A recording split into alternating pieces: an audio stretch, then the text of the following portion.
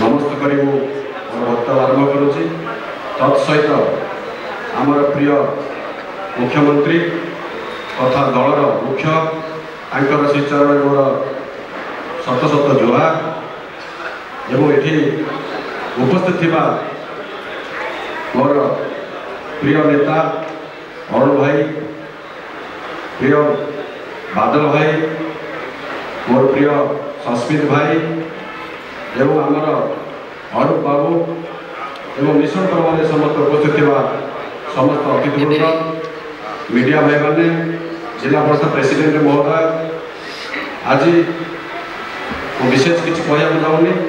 मुझे कहबी भारतीय जनता दल मोर सभ्य पद परित्याग करी आज नवीन आदर्श अनुप्राणित हो आदर्श को अनुप्राणित करी आज दल में योगदान कर दल कि सुदृढ़ हम आज विजय वाला कही बुलूँ आम डबल इंजिन करूँ किंतु ये आम शपथ लेके जाइचु आमे भी डबल इंजिन करूँ। एमपी महोदय को आम निश्चित भाव आम जययुक्त करूँ यह आम दृढ़ शक्ति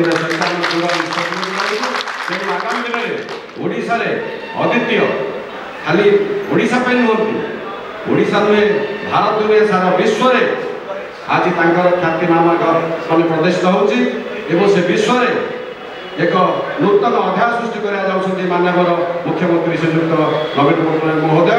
मैं विशेष किसी कहूना ये मोर वक्तव्य सार करुच्ची। जदि कथा किसी भूल होता है सहजरे क्षमा करेंगे।